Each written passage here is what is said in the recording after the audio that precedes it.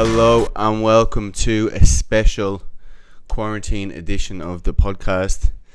If you're keeping up to date on my Instagram stories, we just before I was about to fly out back to Sydney from Singapore, tested positive for the big C, the Rona.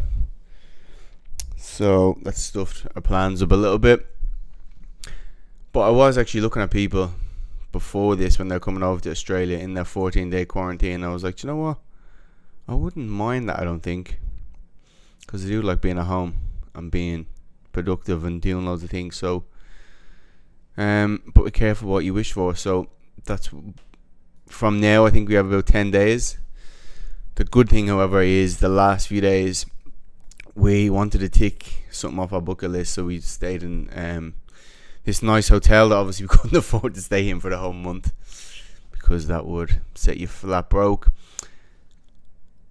But because that was the last accommodation we were in, they had to, the travel insurance had to extend where we were. So we are living in comfort. It's not like we're living in a little shack. It's actually pretty good. So we're being well taken care of. Shout out to the Oasia Hotel downtown Singapore. It's actually been brilliant. So yes, we're coming to you live from that. Now, oh, by the way, I was lucky if you're asking, did I feel anything? I just had itchy throat. I thought it was the aircon last week. And I think it was the first day, the day after, where I didn't train because I was like, oh, I think I need a rest day. So, lucky enough. So, yes, keep your health up. We actually brought a whole stash of vitamins over, with vitamin D, zinc. We had the whole chemist, and we've been taking them pretty healthy along the way. So that obviously plays a role, keeping that immune system good. So yes, in case you're wondering, that is the story with that. But I'm excited for today's podcast. Just as I record this next to all the light coming in and through the window, and we're going to talk about circadian rhythms. Now, it's something that it's probably overlooked. The science is actually getting science is getting brilliant the last few years, especially, and it's becoming a bit more mainstream. But we obviously, a lot of the time, we look at training, we look at nutrition, and if our goal is to feel good, have lots of energy throughout the day, and have good mental health, these things all tie in. So we could be hitting our calories, we could be training properly, but if we're not doing some very simple things in regards to our body clock and our circadian rhythm, which we're going to talk about, you're not going to be functioning optimally. You're not going to be feeling as best as you could. Your energy's not going to be good. You're going to be sleepy during the day, and as I said, it can impact on a lot of things, especially mental health. They've seen it can really exacerbate if you're prone to depression, anxiety, a lot of mood disorders. So, and it's always a chicken egg scenario. When we feel better, when we have more energy, especially in the morning, we're more likely to eat good. Then we're more likely to exercise. Then we're more likely to move. Versus if we're not feeling good. An easy example of someone asked on my Instagram story yesterday, their motivation is low and their mood's low. Well, unfortunately, this time of year, that person asked that is over in England, where you're not getting exposed to that light and all these things that make us feel good, and then you don't really want to train and eat good. But we're going to talk about how to optimize it, even if the season you're in is not conducive to all this stuff as well. So firstly, a circadian rhythm are basically a physical, mental and behavior changes that follow a 24-hour cycle. Now obviously we've evolved over millions of years in a 24-hour clock, and obviously our bodies have adapted to that. We have a major regulator of our body clock, which is in the hypothalamus part of our brain. It's a big name that escapes me at the moment. That will come back to me. Oh, it's on the tip of my tongue. But also, so that's our main one, and then that would distribute certain hormones at certain times, cortisol, melatonin, etc., to wake us up or help us fall asleep. But then we also need that to be in sync with, we have a body clock, small body clock in every cell, in every organ, every tissue of our body. So both of those need to be on the same page. It's like, heard on Lacey talk about it. It's like the workers turning up to the factory. You want everyone turning up at the right time. They know exactly what schedule they're on, and then everything's going to run efficiently. Versus if people are turning up at random times, everything's not working in sync. It's like an orchestra. We want that orchestra to be nice and in sync, and then everything's going to run smoothly. So yeah, it's not coincidence that's a 24-hour cycle. We have evolved in conjunction with this, and every mammal or species on the planet is going to be in the same boat.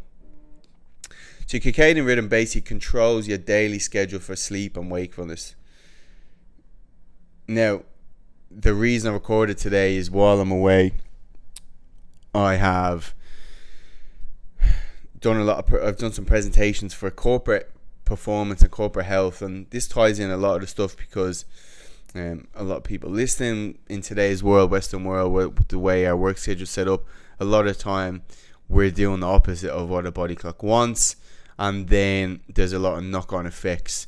Again, if you just think, well, I'm just trying to lose fat, or just need my calories to be in check. Well, if these hormones are peaking at the right time, you're not feeling good, as I said, this can actually not only impact on the energy, but can impact on your appetite regulation, your hunger signals. That we've seen the effect of bad sleep has on it. Your like sugar cravings and high calorie food cravings the following day. Well, this is the exact same. Now, we're all aware of jet lag. At least some of us, most of us, I'm going to assume, has experienced jet lag. Now, when these body clocks, our major body clock and the body clock in each cells are not in sync, well, we're experiencing levels of those symptoms. So, difficulty falling asleep,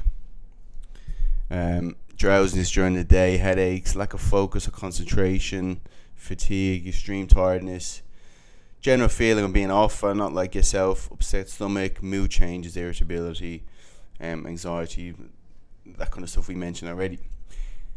What most people aren't aware of is we're aware of the negative effects of like shift work has on the health. Well, most people actually are tied into that. I think the clinical definition is if you go to bed past a certain time, once or twice a week, I'll find out for you, but like most people fall into this.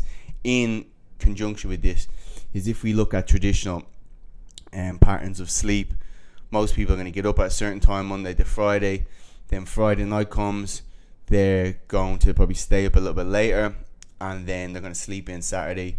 So already, if you go to bed 2 hours later, get up 2 hours later, you've just shifted your body clock 4 hours, and the time zone from Sydney to Singapore is 3 hours, so you're already gone past that. So, and obviously if you do that 3 hours before bed and get up 3 hours later, you've shifted 6 hours. And if you do that for 2 or 3 days, Saturday, Sunday, then you get up Monday, you are in a different time zone. So you are clinically jet lagged. And then you get up on Monday morning and you wonder why you can't be arsed to go to work. You're just not feeling it. You probably skip the gym that day. You probably eat shit food. And then it carries on. So it's been said that one day knocking your body clock takes about 3 days to get back into rhythm.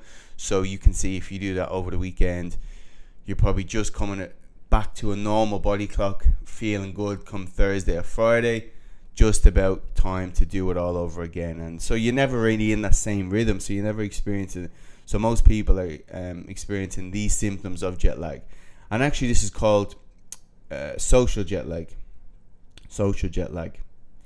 So we're going to touch on that. First, what we're going to touch on is what happens, what's our body clock supposed to look like in terms of hormones and that are released, and what is an irregular body clock, and what can we do to get back in sync and get all these hormones and chemicals peaking and functioning and going at the right time to get everything back on track. So if we look in the morning, we've probably all heard of cortisol, which is a stress hormone. Cortisol, as we start to wake up, cortisol is going to start to peak a little bit, and for each person it's probably going to differ, but anywhere, I don't know, from like 6 to 8 a.m. cortisol is going to start to peak. that's what's going to wake you up. We probably heard negative about cortisol. Well, actually, it's completely vital and significant for our health.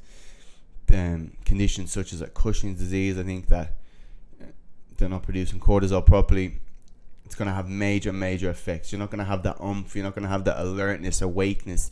That's the thing that gives you a little rocket up your arse to get you out of bed. And we've seen people, when your body clock or your circadian rhythm's off, over the 12 to 24 hour cycle, you're going to produce cortisol at some stage.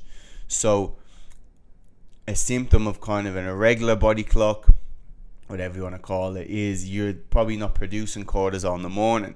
Instead, it may be peaking at night. So in the morning, you're dead, you can't wake up, you rely on a handful of coffees to try wake up. You're probably hitting the snooze button over and over, and you forever, whatever you do, you can't wake up. You're dead in the morning. In the evening then, cortisol is probably going to start to peak because it's peaking at the wrong time. So then you're awake, but your body's tired. So you know you're tired, but you just can't get sleep. So you're wired but tired is the kind of symptom for that. So as cortisol starts to peak in the morning, the hormone, that chemical, has an inverse relationship to that, is melatonin, a sleep hormone. So obviously as cortisol starts to go up in the morning, that starts to peak, that's going to shut off melatonin production. So melatonin secretion is going to stop, I don't know, around 7 a.m. or it's going to different people. Then around 10, 11, 12, roughly, some people say 5-6 hours after awake, you're going to have your highest level of alertness and productivity. Okay. Then we're going to touch on like the mid-afternoon slump, because there's a natural sleep urge there. And we have all experienced this, obviously, where you want to have a go and nap. And obviously the Spanish have got something into that, where they have a siesta in the afternoon. Well, there's so much research behind that now, because we see the big companies, Google, Facebook, Virgin, they put sleep pods in there for a reason. But if you don't have the luxury of having a nap, we're going to talk about what to do and what people do wrong. I smash a lot of coffee and then completely throw their circadian rhythm off. Then we look at kind of the second half of the day, where our alertness and awakeness actually peaks back up a little bit before it drops back down. And then in the evening, we have our lowest level of kind of cortisol release and our highest level of melatonin release. Okay, so when cortisol's down, melatonin's up. When melatonin's down, cortisol's up. Okay, and we're going to see how a lot of stuff that we do, for example, in the evening, when we watch bright screens, that blunts melatonin production. So then we can't sleep, and then it's going to knock our rhythm off. Or cortisol has to be low for melatonin release to be to have a proper release. But then we look at, like, we might be working in the evening, or when we might be the time where we're stressing about bills, and the cortisol is going to get a bit high, and then a melatonin is going to be low. So we're going to have strategies around that. But yeah, it's kind of peaks in the morning, your alertness, your awakeness. Then it's going to drop back down in the afternoon, and then an hour or two after, it's going to drop back up, and then drop back down in the evening to be able to sleep. And as we said, a disruptive clock, these hormones are going to be peaking around time, and that's going to have a bad negative effect, and have all these symptoms of jet lag, and it's going to age us, and it's going to be completely counterproductive to if we're trying to train and lose fat. We need everything together. So this is a little quote. Like I was saying, trillions of little cells in our body. Our bodies are factories, and if you give the factories what you need, the factories what they need, the factory will do their job. But if you don't give the factories what they need, the produce for those factories will be altered, will be dysfunctional, will be irregular, will not be fit for use. That's when we age faster. That's when we start to gain weight. That's when our brain doesn't work as fast as it should. That's when our skin breaks down. We have blood sugar problems, weight gain, digestive issues, mental health issues, etc., etc. And I think that's from Owen Lacey's Core Performance book on his website. Brilliant. And again, this is a quote from that same book. All of those factors that I spoke about in our cells have a timer, just like we were saying. The timer reminds them of what they should do and when they should do it. The problem is that if we went away to Australia, or you flew to another country far away from you, you'd be jet lagged. All of those factories have to reset themselves to the new time zone they're in. We have two types of clocks. We have the central clock, the one we talked about in the hypothalamus, and the peripheral clocks in each cell of our body.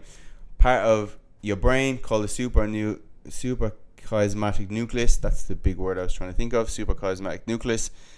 The CSN and the light that we get up in the daytime actually start to wake your body up, wake up those factories, like the whistle going off in the factories. Okay, guys, good up. It's morning time. A lot of these processes happen before you even open your eyes. There's a process called the cortisol awakening response, and this is what we're talking about when your body releases cortisol, also known as the CAR, the acronym from it. So the cortisol awakening response is how high your cortisol curves over 0, 30, 60 minutes upon waking. That's a very early warning sign of people being overstressed. High levels of cortisol throughout the day can actually interfere.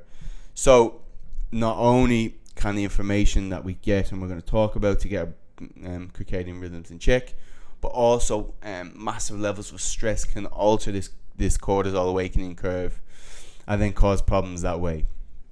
But yes, go back and listen to the previous episodes where we've talked about stress management, stress reduction. But all these strategies are going to tie in to this again together. So we're going to kill a few birds with one stone.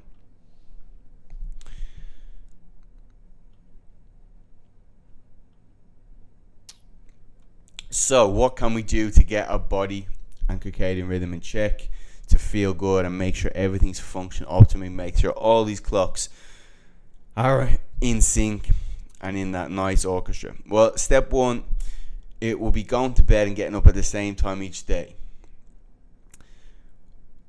Ideally, when your body clock's in check, you wake up without an alarm. Okay, that may seem crazy to a lot of people, but if you've ever found where you have a good sleep pattern, you're sleeping well, and you probably wake up before your alarm, that's what's happening. Your brain doesn't really want to wake up for an alarm. It's too really stressful. And in addition, when your body clock's in good check, everything's working optimally. It's going to peak at the right times. So yeah, you won't even need an alarm. You'll just wake up. So that's one of the signs that your circadian rhythm is checked, that you're waking up at the same time, you're going to bed at the same time. Again, I can obviously hear you say, there's a lot of listeners from Ireland, England and Australia, what happens if you're going a night out? I would probably advise that you just get up at the same time again the next day, even if you're a little bit drunk, just to keep that body clock in check. Anyone that knows, and that's the problem with me going out these days, having a few drinks, because I try to keep that check all the time. When I do go out, I might get home at 3 a.m. on the rare occasion, but then I'm still waking up at 6. I'm like, oh, for fuck's sake. But that's going to be better served come Monday. You're going to thank yourself for it. If you need to utilize naps are great to get a little bit of recovery, whatever. But yeah, that was Louise sneezing in the background. Bless you. Jesus, she actually still tested positive to COVID, as you can tell. My test came back negative today. Okay, hell. Take that outside next time, please. So yeah, that's one way, and that's, you want to keep it in check. Utilize naps if you're going to go out, but I definitely recommend. I always get, when I said that, and I did a post last week, people are going, well, sleeping in's glorious. Yeah, okay, but you can't get around your physiology. And they've seen, if you're used to getting up at 6 a.m, okay, but suddenly you may sleep 6 to 9 a.m. after a night, the quality of that sleep's actually not going to be good.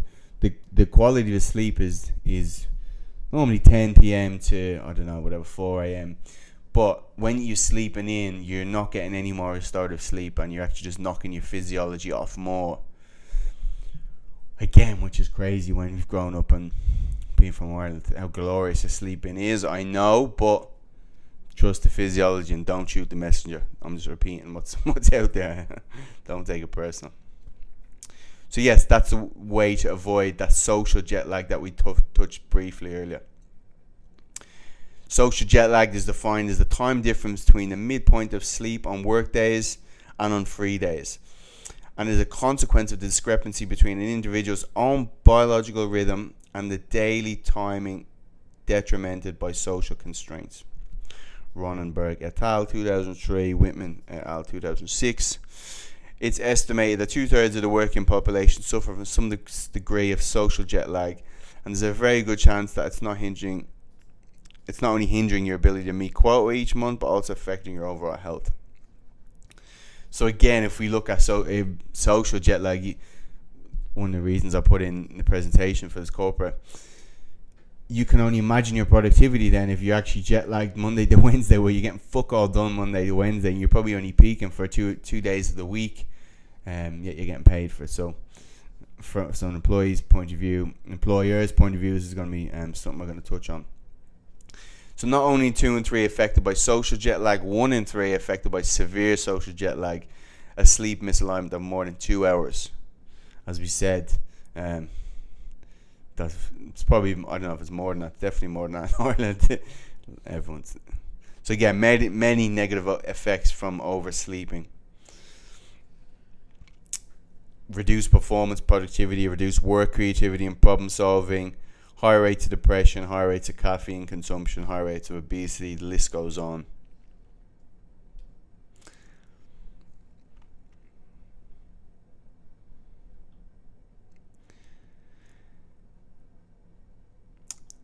Okay, so that's it on avoid social jet lag. The other way we're going to keep our body in this rhythm is through what's called Zeitgebers, and it's a German name for information to give our body clock the information about what time it is and where are we in relation to this 24-hour cycle. So that allows everything to sync properly. But your body doesn't really know unless you're giving it the right information. The biggest Zeitgeber there is, the biggest form of information to tell your body what time it is, where we are. And when we tell the body what time it is, from there it's going to have certain structures, like from 12 hours from when you tell your body it's morning, from 12 hours you're going to release melatonin. So it's a domino effect from all these Zeitgebers. So light exposure is the first one, and a Zeitgeber is any external environmental cue that entrains or synchronizes an organism's biological rhythms. We used to always laugh at organisms in school. Usually naturally occurring and serving to entrain to the Earth's 24-hour light dark and 20-month cycle. Main Zeitgebers are sunlight, exercise, and food that we're going to talk about, but sunlight is the first one. And that relates to getting sunlight as soon as possible, as soon as we wake up. Okay, get outside. Ideally need around 10,000 lux. Even if it's cloudy out, get outside.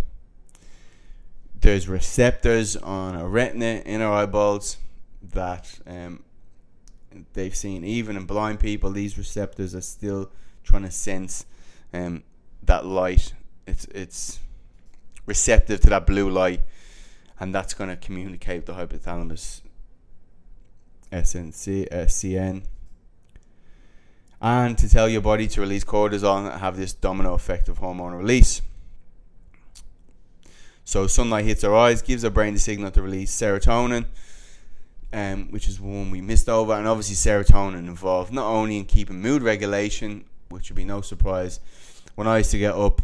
So if you get up in the dark, basically, when I used to have 6 a.m. sessions, or especially in winter when you're getting up 5 o'clock, pitch dark, I did feel very depressed getting up. I knew something wasn't right, and basically that's the fact, because you are physiologically asleep. Nothing's on. Your cortisol hasn't peaked up. There's no serotonin release. And everyone can attest to when we get some sunlight, we feel better mentally. Well, that's going to be a part that's going to be serotonin release and all these mood regulators. We need enough serotonin in the morning, as we can see how intertied all this is. We need enough serotonin in the morning that's the precursor of melatonin. So that goes into melatonin to then give our body the precursor for that hormone release at night. So if we're not getting enough sunlight in the morning, we're then not only giving our body no information, but then we're not producing enough serotonin that goes into melatonin to be able to sleep at night. So for those that have sleep problems, the first thing you need to look at is, are you getting morning sunlight? Sets the stage for proper mood regulation, wakefulness, energy, and sleep at night. When you disrupt this hormone production, promotes sleepiness and wakefulness at the wrong times, throws your circadian rhythm out of whack. Now, for those that maybe get up, so you could be, like I was talking about, in England this time of year where you might wake up and there's no sunlight. That's where these SAD lamps, seasonal affective disorder lamps, that actually produce enough lux, which is the measure of light, to tell your body to wake up. So you can use that, and obviously these SAD lights, not SAD as in they're not happy, but SAD lights and light therapy. It's a new research now around seasonal depression and mood disorders and alertness and that kind of stuff. So yes, if this is you, or maybe you just get up earlier, you might just put that on. If you're trying to get up and work before the kids, have this little SAD light beside your desk or whatever it is, and when you can get sunlight, when the sun comes up wherever you're in the world, go out and get some sunlight. Then that's the first thing. So that's the biggest Zeitgeber. We need around 10,000 lux, as I said, as close as possible within waking, and you can get a lux measuring app on your phone. To put in perspective, office lights give off a measly 500 lux. So if you think you can just go in and put some lights on, that's not going to happen. It's not going to happen. As we said, the key to a good night's sleep always starts in the morning. That's where I look at people. Before it was like, look, okay, let's get magnesium, get all this stuff, which is very important, but these are even bigger rocks we need to cover first. Sunlight signals the release of melatonin 12 hours from now, setting the stage for the evening.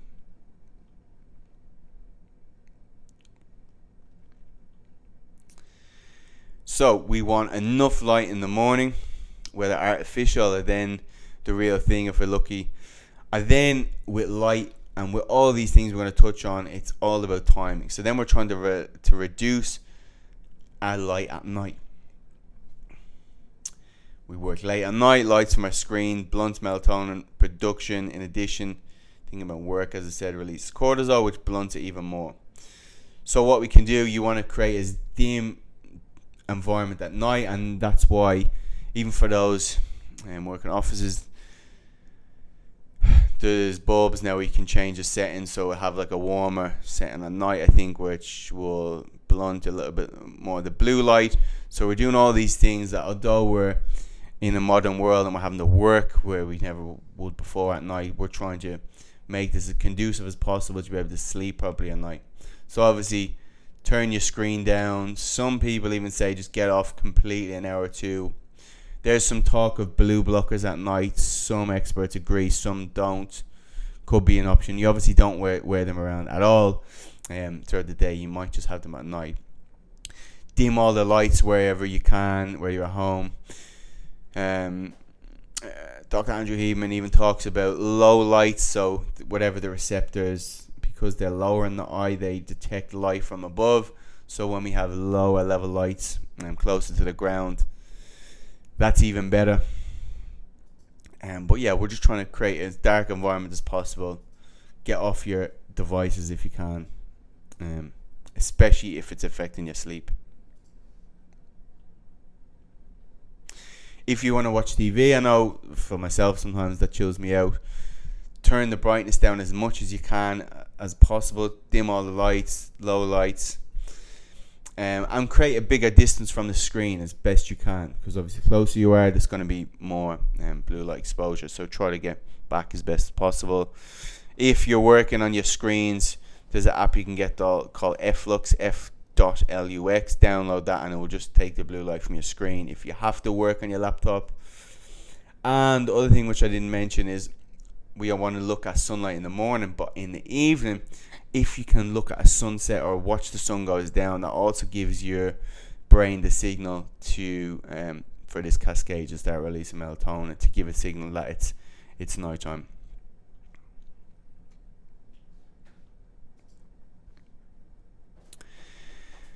Just a few more notes for those that get up before the sun or those that get up in winter. If it's very dark, as I said, you may have to rely on artificial light till the sun comes up. We can't do this through windows. It takes 50 times longer, which is the fucking problem. We're in quarantine now. I'm literally sitting beside the window the whole day. There's no balcony here, which is freaking me out a little bit. But yeah, I'm just by the window the whole day. So it takes 50 times longer. What you can also do is what I use for recording videos, where you get those ring lights where you put your phone in between. They're blue ring lights. You can put that at the breakfast table, get the system going. Again, blue wavelengths. They're not bad, they're just bad at the wrong time. So they're the main wavelengths that sets the circadian rhythm. So we want it in the morning, but we don't want it at night. And as I said, with light therapy and this kind of implementation, people report feeling better immediately, start to recognize physiological response over time. Yes. So that is that, and we can even see how much of a problem this was where people in lockdown that were just waking up and going straight to the desk, getting no light. So biologically they're not awake, they're not releasing melatonin at night, they're bad sleep, they're probably working too late, and the circadian is completely off. And then that ties into them not moving around, energy, productivity. I've heard some people not even leaving the house, so we can see this. Just a little thing, because after we get sunlight in the morning,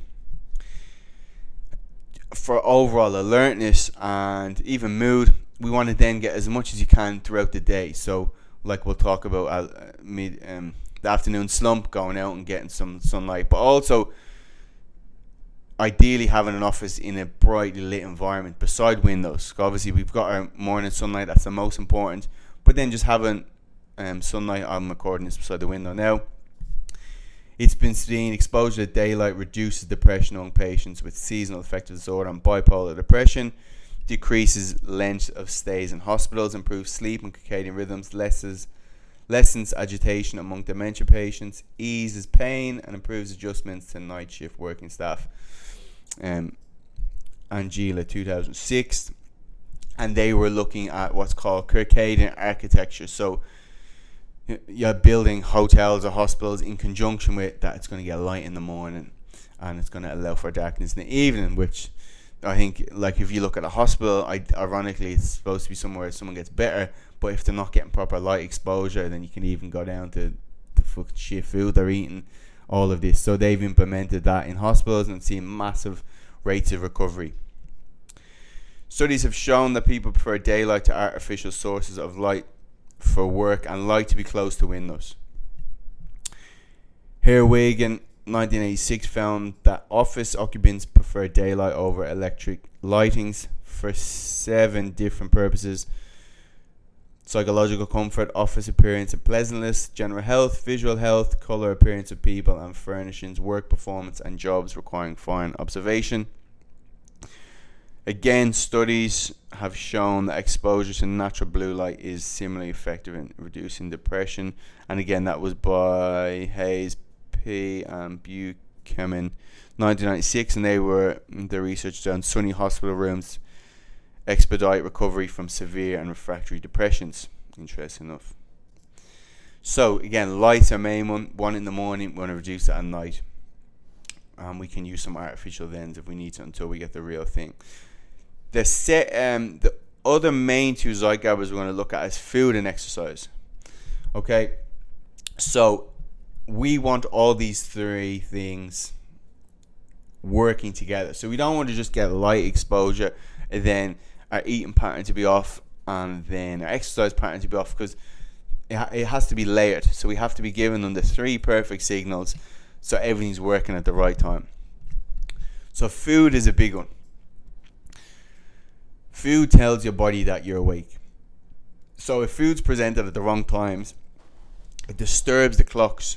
When you eat too late, you're basically giving your body a sense of jet lag then, because your body's waking back up, and it's going to blunt all this melatonin production. And when we start to eat and produce insulin, it signals to your body that we're awake and then stops all the process to allow us to go to sleep. Again, if we look at sleep patterns on the weekend, if we look at weekend eating pattern contributing to jet lag and sleep disturbance, alcohol then even, because we know that alcohol disturbs sleep, and then we eat, and then blah, blah, blah, blah. So there's a large percentage of people that eat over like a 15-hour cycle. Dr. Sachin Panda, his research team, he came up with what's called time-restricted eating, so eating within a window. Ideally, he looked at 8 to 10 hours. I like 10 to 12. I think 10 to 12 is good. Maybe closer to 10 if you can. So if you have your first meal at whatever, 9 a.m., your last one then is going to be 10 hours from then. And you want to also time that about 2 hours before bed, because otherwise if you eat too close to bed, you're going to be digesting food, and then that's going to stop your body actually going through a whole recovery process. So stick to a 10-hour eating window. You can either fast forward that from your first meal, or you can work back from when you're going to have dinner, and then from that. You probably don't want to eat straight away when you wake up. This is look for overall health, because in the morning for that first hour or two, your melatonin's still high, and what happens then, from my understanding, is that your pancreas that releases insulin and makes you insulin sensitive and starts to put all the glucose, glycogen in the right places in muscle or store it in cells. That's going to be kind of asleep, so you're not going to be as insulin sensitive on first thing upon waking. You probably wait about 2 hours. It's probably good to eat, and again, that's going to tie probably nicely into that 10-hour window if you can.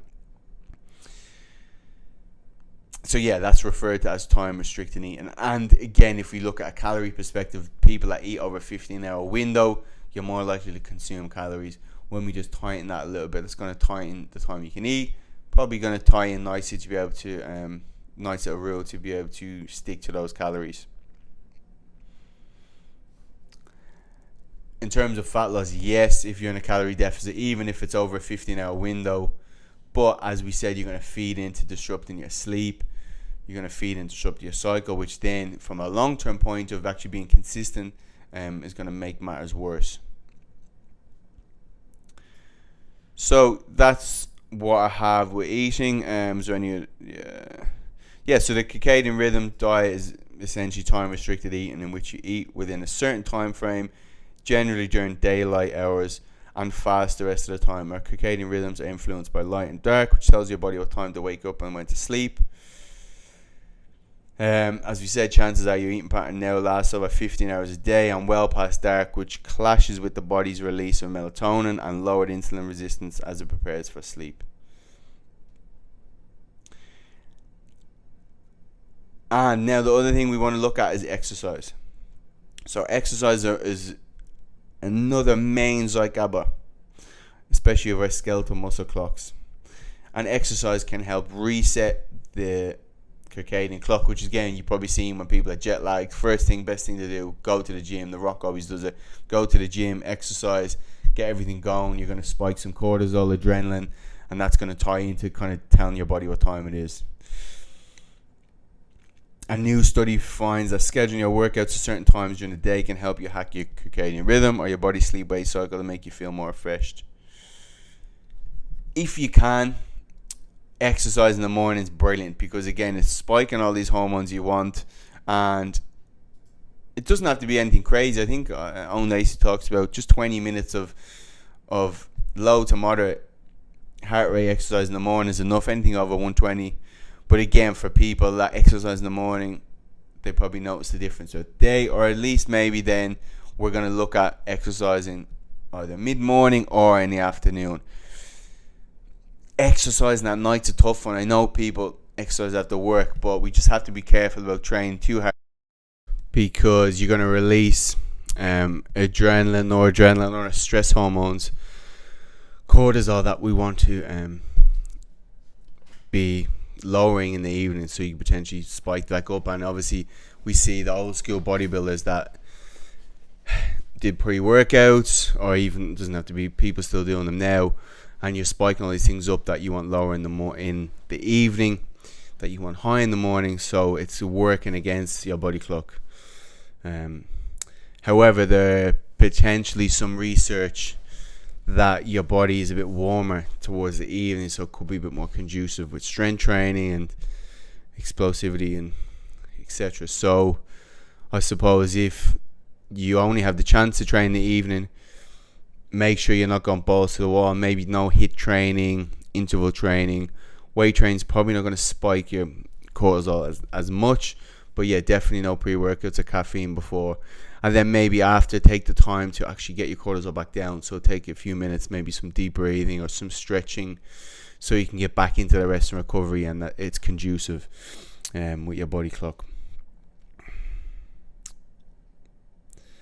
So that is exercise as well, and we'll touch on exercise. That's the they just press the doorbell and leave the food and run. Grab that, Lou, will you? This is the joys of live podcasting. So that is with exercise, and we're going to touch briefly on caffeine. Let's touch on some caffeine as well. So just another quote.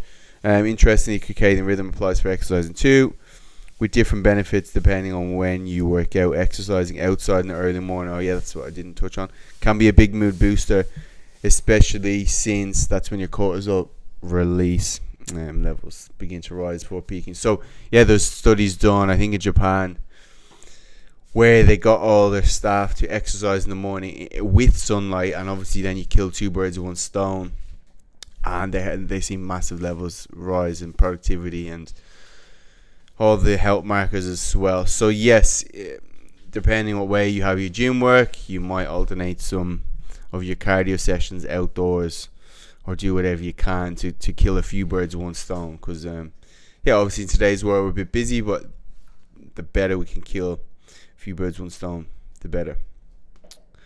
Okay, that brings us on to our lunchtime slump. So I put a diagram of it on my Instagram, so go have a look. Someone asked me the question just about staying awake the whole day, and I know I've experienced it before, and I know only recently came about that actually it's a completely normal thing. I think in the past I blamed that on blood sugar control and what you eat on lunch, and yes, those things definitely have an effect, but yes, unfortunately it's just a typical daily rhythm that normally 8 hours after we wake up, we're probably going to need a sleep urge, or our sleep urge goes up. Then, depending, 2 hours after that, 1 or 2 hours, goes back down, and we wake back up again. So it's kind of two peaks in the day. But to get around this lunchtime slump, obviously, if you have the luxury of having a nap, perfect, go for it, like these companies do, as I said, like the siestas do. But if you don't have that luxury, there's some other things we can do. Obviously, the times when we're most alert in the first and second half of the day, they're going to be the times. And then if you look at like productivity, they're going to be the times you do your more cognitive tasks, especially in the morning. It's probably going to be your most productive in the morning. At lunch, there are times to not try to use their brain as much. So you might put whatever tasks in that are just more brain numbing that you can get through. You don't want to eat a massive hard to digest lunch, because that's more blood is going to go away from your brain into your stomach to try to digest that meal, which is going to make you even more tired. So we've obviously all experienced that. So we don't want to put ourselves in more of a hole. We want to get some movement, some exercise. Again, this is where if you can get to the gym at lunch, yes, you might feel a bit tired, but what it's going to do, it's going to set you up for the second half of the day. So at least when you go back to work, you're going to be fresh, you're going to be full of energy, and then you're going to sleep properly at night. So sometimes you might just have to power through. You feel a bit tired at lunch, get to the gym, get those endorphins going, get that movement up. If you can do it outside, even better. It mightn't be a workout, it might just be go for a walk outside, get some movement, get some sunlight. Again, it's probably going to wake you up a little bit more. Even if it's cloudy, fresh air. Try to leave your phone in the office. You don't want to be minding yourself scrolling on Instagram even more. Give your brain a chance to recharge. easily digestible whole meals. Get some protein, some veg, some good carbohydrates in there. We obviously see people napping outside and they have the luxury to set your alarm. 20 to 30 minute nap is brilliant. Any more than that, you probably start to go into deep sleep. And here's the really big one, caffeine. Now, myself included in the past, where it makes sense to have a coffee to get over that mid-afternoon slump. But because caffeine has a half-life of anywhere from 6 to 8 hours, if we think, all right, 3 p.m., 3 p.m. is a mid-afternoon slump, 8 hours from then, if it's 10 p.m., or 11 if it's 3 p.m. slump, that's around the time we're going to go to bed. Well, it's going to disrupt that because it blocks the hormone. One of the hormones involved in creating sleep pressure. So when this hormone goes up, adenosine, I always pronounce it wrong. That's like a battery. So when that fills up, that's going to make us tired towards the end of the day. Well, when we drink coffee, we're blocking that signal because that ties to the same antagonist. So we disrupt that sleep signal come towards nighttime. So then we're going to have caffeine in our system as well. So yeah, we're blocking that signal completely, disrupting the sleep come nighttime. Again, that's going to spiral out and throw a circadian rhythm out of check. So caffeine, again, is about timing. We want probably caffeine, as 3 or 4 cups, I think, safe, or even more than that. Again, depends. People break it down differently, but you want it. It's about timing. The first 8 hours of the day, it's probably best to have it, and then the second half, like after 1 or 2 p.m., you probably don't want to have it. So that's what so binds to receptors of the adenosine. So you're not actually giving yourself more energy. You're binding to the receptor of the hormone that tells us we're tired. So you're just blocking that signal. That's all you're doing. So you're just putting a sticky tape over that we're tired. So we're not getting that signal, not necessarily giving ourselves more energy. But yeah, you don't need to cut out coffee or anything like that. Coffee is brilliant, antioxidant. Lots of health benefits. It's just about timing it in the right thing. And again, we've heard people probably talk about, I think I mentioned before, people that have coffee before bed and still go to sleep. Yeah, but it's because it's still in your system. It's disrupting the quality of that sleep, that REM sleep. So let yourself get a natural sleep urge in the afternoon. Don't block that signal, because then you're going to delay that, and then you're going to be a zombie. When you come home, you won't be able to talk to your family. You'll be dead, and then you're going to disrupt your sleep that night. And then in this, I've just talked about being productive around the times that we're awake and more analytical, etc., etc.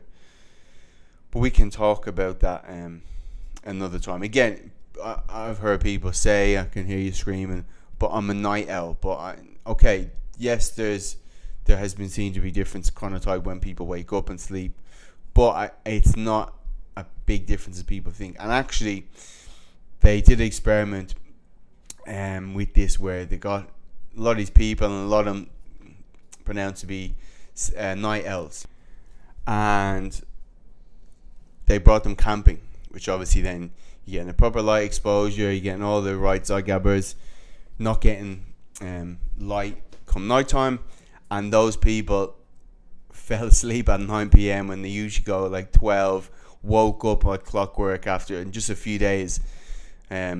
So to their surprise, they slept properly 8 hours.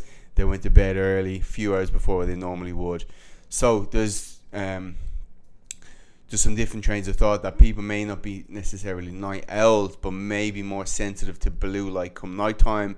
And again, if you picture people on the laptops before bed, I'm a night owl, yeah, but that's because you're not giving your body the signal that it's nighttime and you're not going to fall asleep. So they may be more receptive to blue light, as I said, to stress, all these things that kind of wake us up. So this is a quote: I believe that I was a night owl, and staying up late to study or work at a hospital was natural for me. I did not need regular sleep, and I certainly did not need 8 hours a night. I could function quite adequately on 6 hours and could get by fine on 4 hours if needed. But performing adequately and getting by is not the same as functioning optimally and thriving. I wasn't listening to my body's natural cycles, and it cost me put on weight, was frequently ill, suffered from chronic headaches, reflux, and experienced poor mood with frequent angry outbursts. Turns out all the symptoms, as we said, of chronic shift work. So yeah, a lot of people again say, I only need a few hours of sleep. Just because you feel okay on 5 to 6 hours of sleep, or you may be pushing this body clock, does not mean you would need more to function better. Okay, you just function averagely. The more we sleep, this is when we regenerate, it's when we kill cancers, repair, rejuvenate, clear out our brain, all the fluid in the brain, all this amazing stuff. In terms of fat loss, this is where you're going to get your gains. It's where you're going to build muscle, and all this good stuff's going to happen. So we would all benefit from better quality and higher quantity. So don't start telling yourself, I'm a night owl, I only need 4 hours.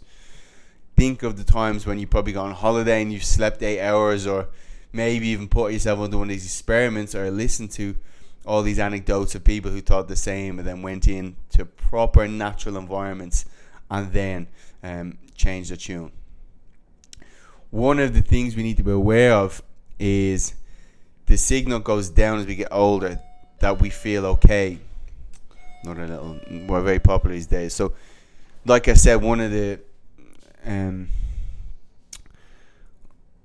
when you might feel okay, I don't really feel dead in the morning, I feel okay. Well, this signal goes down as we get older, so we're not really aware of it. So we need to be aware of the fact that we're not getting this proper awareness. But that does not change the fact that you don't need to sleep more and put in all these things into your rhythm. So even if you feel okay on 5 hours, well, as you get older, it's not registering properly. So that doesn't change the fact that you do need more.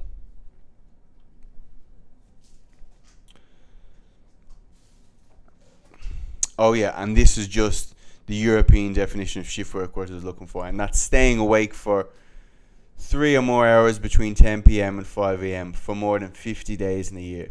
Okay, obviously many of you do that without even realizing it. You stay up late to get work done, take late calls, answer emails, watch late shows, or relax. Boom, you're living the life of a shift worker without the benefit of getting paid. Modern living has been an attempt to beat natural rhythms into submission. Artificial light turns night into day and allows us to keep working and playing long after the sun goes down. But our bodies have not adapted as fast as our technology. The result is a mismatch between how we behave and our body's function. And to read more about this, Dr. Sachin Panda, he has a book, The Circadian Code, and he's one of the leading researchers on this. So go check out that. And that's all the main stuff I want to talk about. So, as we've said, all this stuff ties back into if your goal is fat loss or optimal health. It all ties in the same. We can't be doing some stuff without the others. We need this orchestra of light timing, getting enough in the morning, restricting at night, eating within those times, within that 10-hour window, exercising at the right times if possible. And when we have these three things together working, the chemical hormonal release is going to be conducive with us having more energy, with us feeling better mentally, functioning more optimally, being more productive, and overall healthy. When you start to go against these circadian rhythms, you're going to have big problems, disease, sometimes fatal in terms of that, which makes sense. So there you go. Hopefully that helped. Some little tips and nuggets in there that aren't too overwhelming, that you can start to add in when you may have got to a stage where you're in a nice habit in regards to your training, your eating. Okay, what's next? Let's get more light production. Let's start to dim the environment at night. Let's start to eat within these times. Let's put my schedule around. Let's maybe exercise if I can within these times. And trust me, if anyone's exercising in the morning, outside of a few people, you probably won't feel like doing it, but you feel amazing after. And you definitely sleep properly as well. So, as we said, some people hate the word holistic, but we want to be looking at everything. If someone says in the magazine, oh, this is one thing for your optimal health, tell them to go fuck themselves, because they're lying to you. We need all these things in check for everything to be functional optimally. So there you go. I think I rambled on a little bit, but I'm in quarantine for 10 days. So give me a break. I have no one else to speak to except Louise. So it was nice talking to you all. we'll definitely be doing a few more episodes. This is actually the first one of 2022. And what better place to do it than locked in a hotel room? So I will see you all in the next episode. And if you have any questions, please let me know on Instagram. Head on over to livelongperformance.com for all our coaching services. And yes, talk to you all in the next episode.